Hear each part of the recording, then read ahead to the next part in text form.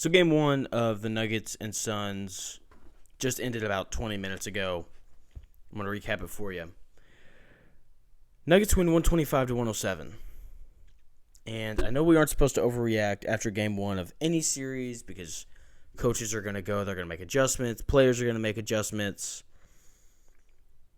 But I don't know how the Phoenix Suns are going to win this series. There's a major lack of depth.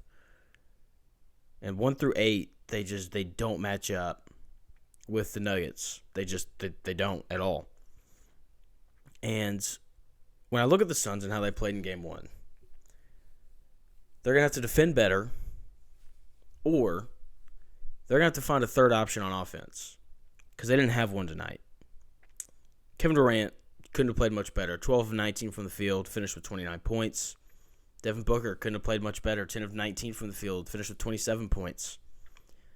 When your two best scorers shoot over 50% from the floor, you should probably win those games. And they didn't, obviously. As I said, they lost. And so when you look at the rest of the scoring from Phoenix, this is what you get. You got 11 from Chris Paul, and you got 14 from Ayton. Here's everybody else. Okogie had 2. Wainwright scored 3. Craig, in 24 minutes, scored 3 points. Biyombo, in 6 minutes, didn't score. The Landale guy, 10 minutes, he had 7. Payne, in 5 minutes, had 5. Damian Lee, in 12 minutes, only had 3. And then Landry Shamet, in 14 minutes, only had 3. Terrence Ross didn't score in 5 minutes. They've got to find someone else who can score. Okay, Chris Paul had a minute there where, he hit a few mid-range jumpers, and then he hit a 3, and it's like, okay, Chris Paul can get going offensively. Phoenix can make a game of this. And then he didn't. And then, Ayton gets into foul trouble, and that doesn't help them offensively or in the rebounding department. They got out-rebounded by 10. Jokic had 19 rebounds. Just dominated the glass. They've got to find someone else who can score, or they have to play defense, or they just have to make more threes. They only took 23 threes. They've taken the least amount of threes in the playoffs so far. Okay, and the three-point shot covers any and all sins. It does. If you make a whole bunch of threes, you can beat anybody. Even if you don't play defense. If you make a whole bunch of threes, you can beat anybody. Even if you turn the ball over 20 times. Okay, we've seen Golden State do that over and over and over again. Well, they turned it over 18 times, but it doesn't matter because they hit 18 threes. Covers a multitude of sins. It fixes a lot of problems. And when you shoot 7 of 23 from 3 and you don't play defense, you're not going to beat very many teams. Meanwhile, when we look at Denver, there's balance. There's guys off the bench who can score. Bruce Brown off the bench was awesome. Scored 14 points, played outstanding defense, both on the wing and underneath. When they go small, this Bruce Brown pickup is huge for them. Because what did he do in Brooklyn? He played the small ball 5. And when they take Jokic off the floor and they go small, what does Bruce Brown do? What he did in Brooklyn, he plays the small ball 5, and he's able to stretch the floor, and he's just a good point guard in general. I really like his game. Really athletic. I thought Jeff Green played well off the bench as well. Didn't shoot it great, but his defensive presence I thought was really big. And then Christian Brown off the bench as well. The defense was awesome.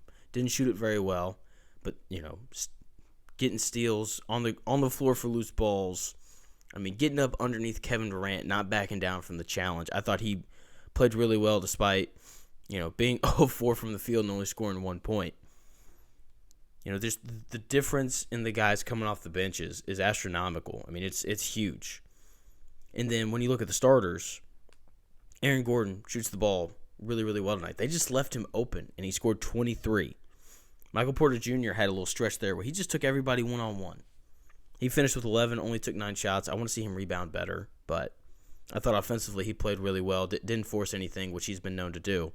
Jokic scores 24 points, pulls down 19 rebounds, 9 of 21 from the field. He's going to shoot it better. I thought he missed a lot of shots around the rim that he usually makes. Jamal Murray scores 34 points, 6 of 10 from 3. He won't shoot it much, but he can't shoot it any better than that. So he's going to come back down to earth a little bit, but still, the Suns don't have anybody who can guard the man. They don't. He got whatever he wanted. And then, KCP scores 10 points, shoots, 3 of 8 from 3. But they got so many open looks. Whenever Denver wanted to get a good shot, they got a good shot. Pair that with the way that they, with the way that they rebounded. I mean, no wonder they scored 125 points. No wonder they almost scored 100 points by the end of the third quarter. I don't know what this Suns team is going to do. They've got to figure out something defensively so that Denver doesn't shoot 43% from 3 again. And they got to figure out something offensively because, look, as great as Durant and Booker are, if you've only got 2 guys who can score the basketball, you're not going to beat very many teams. There's a reason why all their games against the Clippers were close after Kawhi went out. They've got to figure out something outside of Booker and Durant offensively. They've got to knock down more threes. And then they got to rebound better. And they got to figure out how to defend the 3-point line. Those are like 4 major keys in basketball. Finding guys who can score, defending the 3-point line, making threes, and rebounding. I mean, they've got to figure 3 of those 4 out to even have a chance in this series. Now, the rebounding thing, that's effort. That's an easier fix. The defensive stuff, so it'll be interesting to see how they change their rotations. But I don't know who they're going to find that can score consistently for them outside of Durant and Booker. Ayton, maybe. I mean, like he did have 14. He was 7 of 11 from the field. Jokic isn't a great defender. When, the Nuggets go small, there's obviously, a size advantage underneath there. So maybe Ayton's the guy. But from what we've seen from DeAndre Ayton, do we really trust DeAndre Ayton to consistently dominate underneath? The answer to that question is no. Give me Denver in 6. I just, Phoenix, they'll have a couple games where Durant and Booker go crazy, and they'll win those games.